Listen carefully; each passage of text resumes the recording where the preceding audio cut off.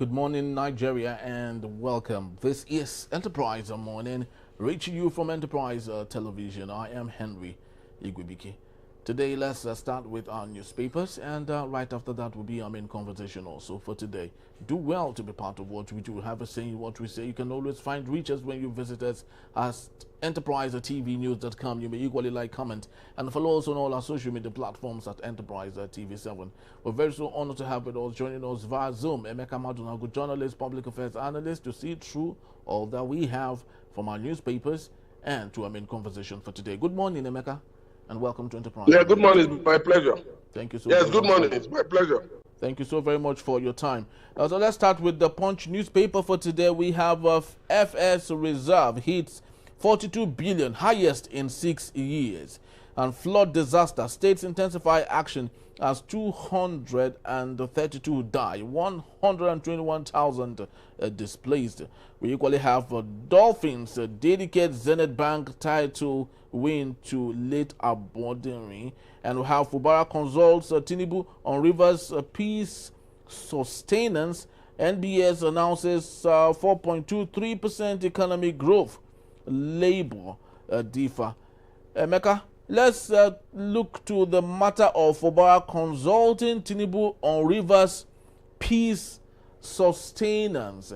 Have we seen enough of Fubara at this point? Because I would love to believe he had totally forgotten that he is the governor of a sovereign state that is autonomous from the federal government. Why would we see a Fubara who is now running every now and then to Tinubu for issues that he would have readily taken care of in his state? Well, thank you very much. It's the unfortunate politics we have in Nigeria, the odd kind of politics where the center is so strong that the governors are more or less like mayor vassals.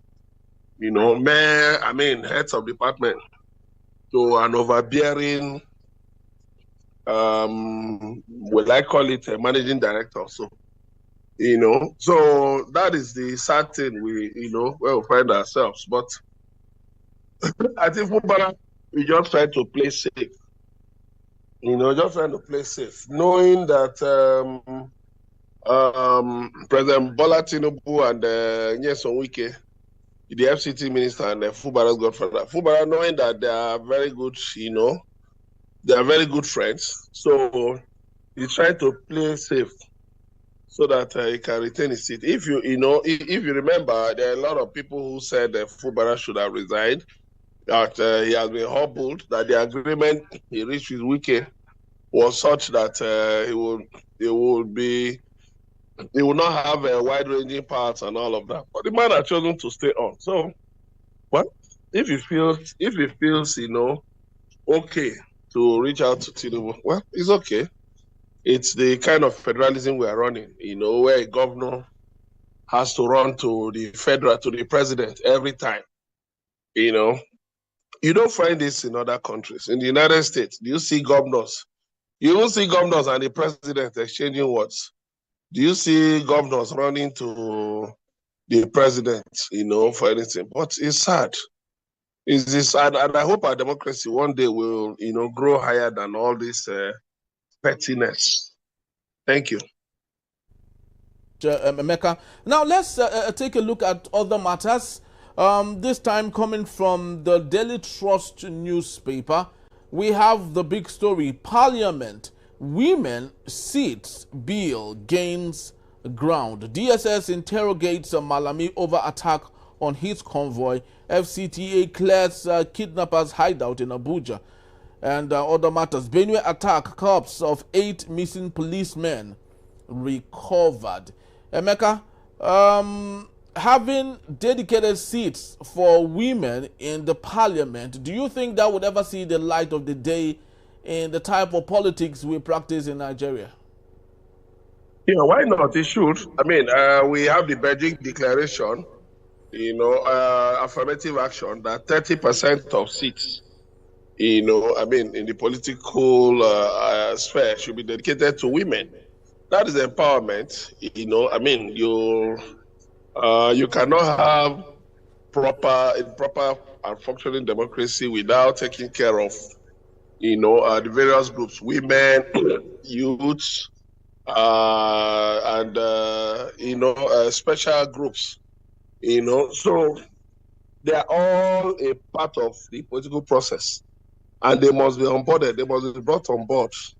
A situation where in the entire parliament, the entire National Assembly, I don't think we can get up to maybe 20 women. It doesn't speak well, because all of them represent constituencies and interest groups. There was a governor of one northern state, I don't remember the state, who appointed a man as a women affairs commissioner.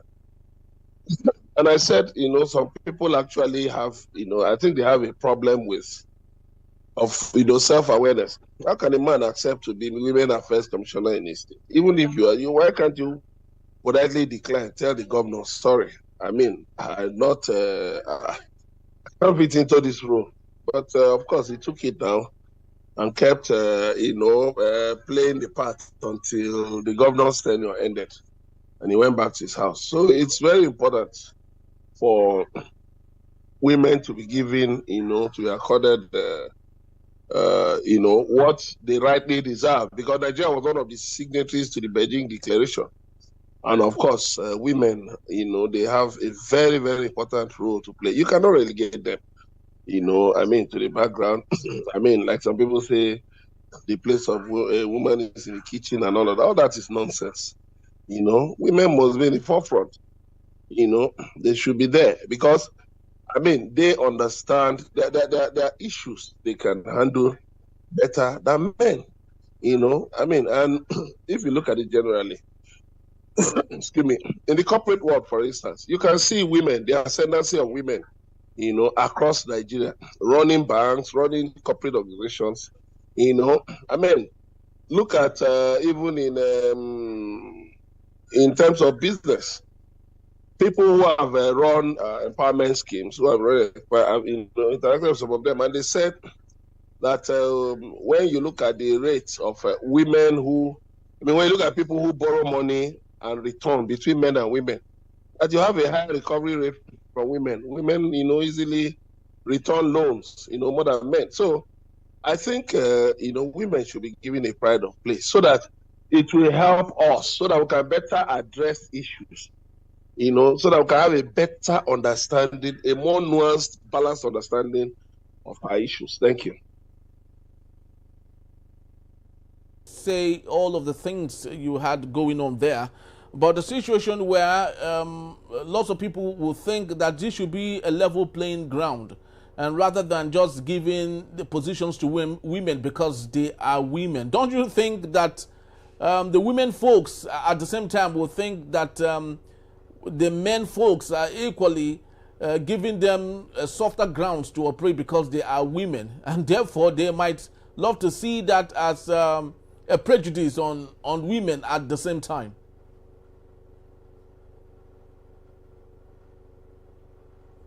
Emeka, are you there? Hello, Emeka, are you there? Okay, I think we have a little bit of glitch there, and I was basically trying to ask Emeka, regarding what lots of men would have thought, that this should be an ample playing ground for everyone, no matter the gender you come from, to do the needful, and of course have a level playing ground where everyone can competitively vie for positions, rather than leaving a particular sport or some sports for women folks, which at the same time is not gender equality. The truth remains, no matter how you try to play the women thing, there's definitely going to be a place in the minds of people who will think, yes, you are giving us the opportunity to serve, but at the same time you are infusing into our equality as women. There should be a level playing ground for everyone to to jostle and do what they have to do. And that was the question I really wanted to ask Emeka. If giving women the opportunity to serve is not at the same time stepping on their equality as women. Emeka, are you there? All right, so just before we get Emeka to connect, we have other interesting stories still from the Daily Trust newspaper. DSS interrogates Melami over attack on his convoy, and other interesting matters here. FCT clears kidnappers hideout in Abuja. I would love to believe that this possibly, might end the spate of kidnapping and criminality in the Federal Capital Territory. If there's one place, if there's one location that should be free of kidnapping, of criminality, it should be the Federal Capital Territory. But over the years, we've had a spate of criminality, kidnapping most importantly, in the FCT, which I think something should be done about it. I do not know how great technology has played a role in Abuja, and one would have thought that the billions that was used to renovate the International Conference Center, about 36 billion, would have been deployed into other areas of governance, which reach an effect on the life of people in the FCT. But of course, we do not know what the direction of the FCT minister is at this point. And if the submission that they have cleared areas where kidnappers and other forms of criminality happen, it's a wonderful development. But we just want to believe that there won't be a strike yet again in the FCT to counter what we have from the Daily Trust newspaper. Emeka, are you there? Have you joined us? All right, so Emeka is not there, and let's just hope that he does connect, and possibly we would have a wonderful time. And still from the Daily Trust newspaper, we have from the bottom strip here, a Benue attack, corpse of 18 missing policemen recovered. It's actually very interesting. At the same time, really sad that the Nigeria we have today, most importantly, the democracy that we operate, is such that we are beginning to leave lots of things in the hands of criminals to have their day every other time. I remember back in the days during the era of Olusegun Obasanjo, especially the Udi massacre, where the people in Udi in Bayelsa State killed about 7 policemen. Olusegun Obasanjo, then president, raided that community, or ordered the raid of that community, and that never happened again. What is happening to leadership today in Nigeria? The killing of Nigerians is becoming a new normal, and no one is really doing anything or saying anything about this issue.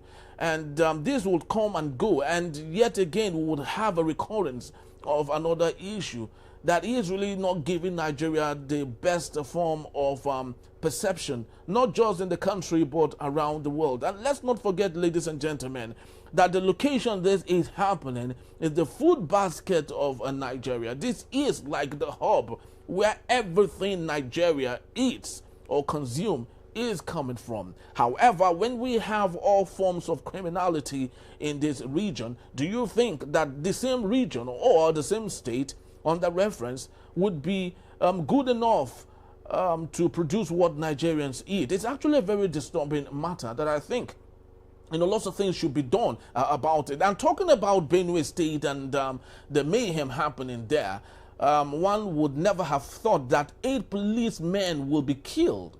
The big question is, who are those that have possibly committed this arson, this crime? Could it be the killer herdsmen, or could it be people from the community? Of course, it's still an ongoing story, which will fleshing out to a discovery of who had committed this crime. But I think it's very important that we do not allow this slide yet again, because if the lives of the Nigerian police personnel would be taken or will be flushed out of the system, then it's a growing problem. Emeka, are you there? Have you joined us? Emeka, are you there now? I'm here. Sorry. Yes, right. I'm here. All right, beautiful. So I was saying that, yes, I'm here. I was saying that women should be given, a pride of place. I mean, women should be allowed to occupy. That bill should sail through. I mean, this is the first quarter of the 21st century. We should elevate our thinking. All those archaic idea that women belong in the kitchen, Like former President Muhammad Buhari said, that is where it belongs in the other room. All that is Arab nonsense. That's nonsense. Women are not tools.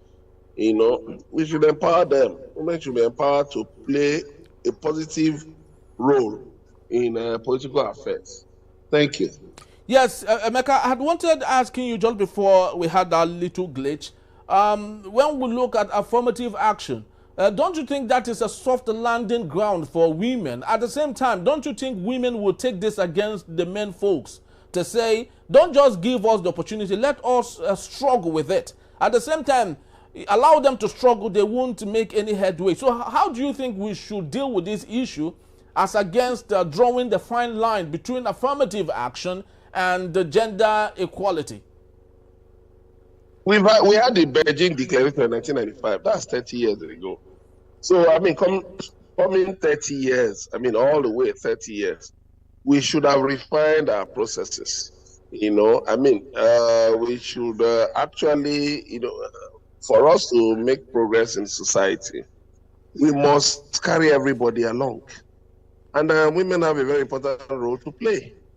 So to now come into the 21st century with such archaic ideas, trying to relegate women to the background, it's meaningless. It's meaningless. So, I mean, the men should also, there should be, look at one of these countries, I think it's in Namibia. Yes, their president is a woman. I think the Speaker of the Parliament is a woman. There are some countries like that where women, play very important roles. And you can see Namibia is one of the most prosperous economies in Africa. You see a lot of these countries where women, play a leading role. They are prosperous nations. They are stable nations. So it is very, very important for us to, get women on board so that you have a more balanced polity. Women should be allowed to play a role in politics, business, in different areas, because they are very, very important stakeholders. Thank you. Very well, very important stakeholders at this point. Emeka, another Benue killing. Corpse of 8 missing policemen recovered. Emeka, this is gradually becoming a new normal in Nigeria. Killing of people is no longer a thing people are all about or have reasons to be disturbed, because it's becoming a recurrent issue.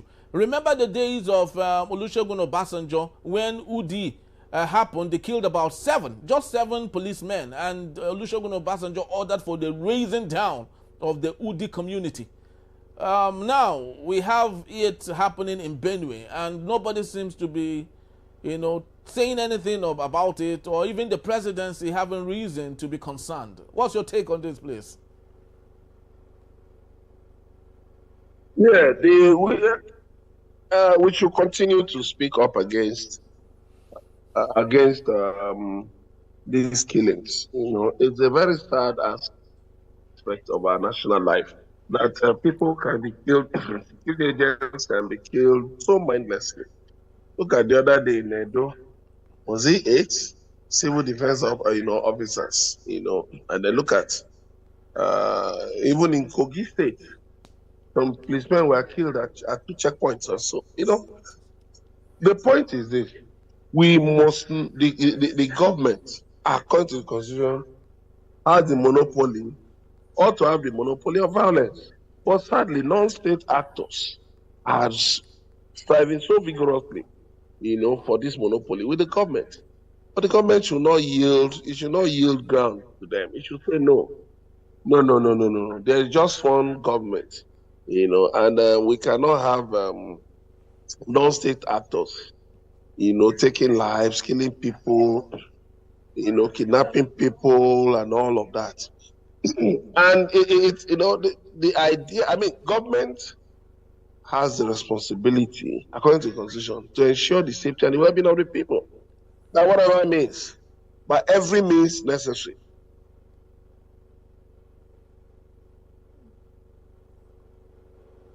President Goodluck Jonathan, President Goodluck Jonathan, he employed mercenaries.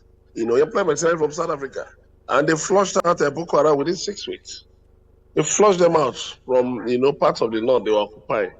So if President Bola Tinubu feels that the Nigerian army needs some help, yeah, let him. I mean, it is within his prerogative to discuss with the National Assembly leadership to see how they can bring in, maybe bring in these private military contractors, because we cannot continue to bury our heads in the sand. Tantita Security Services, being run by government, Ekpemukolo, aka Tampolo, is a private military contractor. So if we can employ a private military contractor to guard the pipelines in the Niger Delta, I mean, and there are people also doing some pipeline security work at different levels in the Niger Delta. So then you have vigilantes here and there. Why can't we engage, more of them? Where we know that the goal is to make society more secure. The Nigerian army will always fight in a conventional way, in a kinetic approach, rather. But we need to adopt non-kinetic approaches, unconventional, because the people you are fighting, they adopt unconventional means, against you. And we cannot continue to pretend that all is well. Whatever it takes, let the president, take stern action. Let the president take stern action, to secure the nation, to stop this bloodletting, so that we can have a more secure policy. Thank you. All right, Emeka, from there, let's move on to the Guardian newspaper yet again. And still on that particular story that we had just, talked about, we have yet again, gunmen kill Benue APC chieftain, abduct district head in Plateau State. And still we have Rivers stakeholders call for probe of about 6 months administration. Natasha's trial stalls as women group petition United Nations. Emeka, ironically, the same story or on the same headline or front page of the Guardian newspaper, while women group petition the trial of Natasha at the United Nations, we have a constitutional alteration. Tinubu Akpabio Ibas declares support for women's reserved seats bill. Emeka, is Akpabio not being contradictory at this point? Is that not hypocrisy? You have an issue with a woman, your colleague. There are about 4 of them. She's just one among that 4. And yet you are campaigning for seats to be reserved for women. Is it not supposed to lead by example at this point? Godswill Akpabio. Well, it's very sad that Godswill Akpabio has allowed himself to get entangled in unnecessary dirty politics. Ubara, who had just returned from an illegal suspension, he has been allowed to return to office. President Bola Tinubu said there are 40 cases in court, but that didn't stop his resumption. But so what is Akpabio really out for? Because with the way he and his supporters in the National Assembly are acting, it seems that there is something much more than what we are seeing. We should not allow the National Assembly to be desecrated. It is very sad that you are pushing for a reserved seat for women. Doesn't mean you are going to bring them to come and be making tea or making toast bread for you, or just answering yes sir, yes sir. No. We had a female speaker, Patricia Ite, and I look forward to when we'll have a female Senate president, a female speaker, it was a female president. We've had a acting female governor in Anambra State. I look forward to when we'll have more female governors, more female speakers of the state houses of assembly. If we can have women controlling banks with capital, with capital holdings running to billions.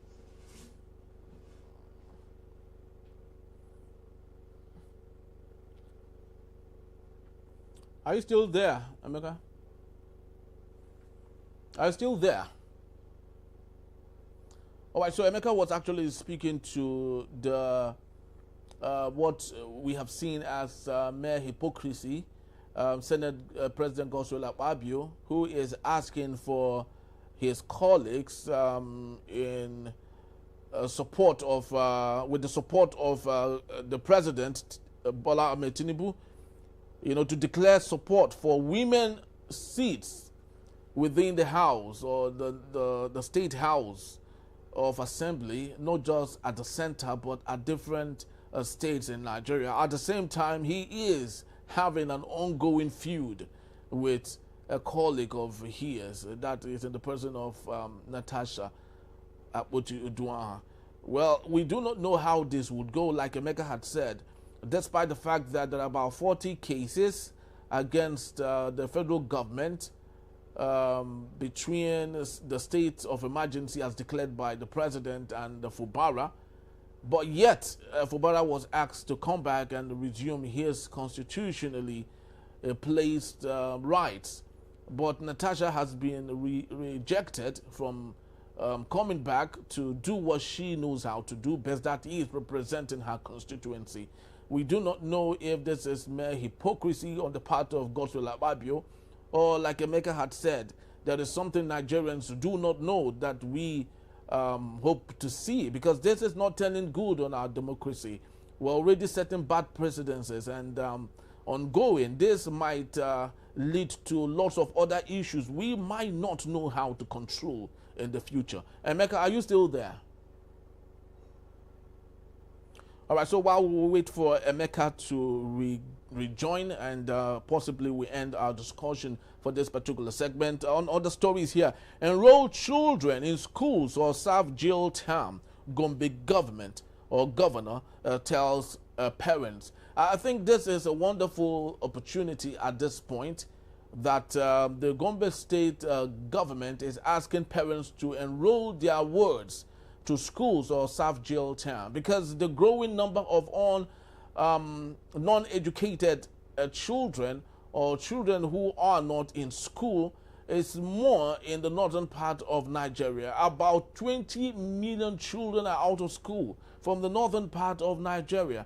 And these kids will definitely or might end up in the hands of the wrong people. With the growing insurgency and criminality of all sorts happening in the northern part of Nigeria, these young kids are becoming easy target for bandits and insurgents to recruit them for mayhem and cause lots of trouble in the society. So I think this is a welcome development, which I think other northern state governors should equally imbibe to ensure that the number of out-of-school children in the northern part of Nigeria is gradually reduced to the barest, because this is basically what we want. When you do not take care of children that deserve care, then you are growing a society that will be filled of chaos, and at that point we might not know how to roll back what we have established already, because it's often said that the children you have refused to train will even make it much more difficult for your children to have a wonderful time in the future. So it's very important.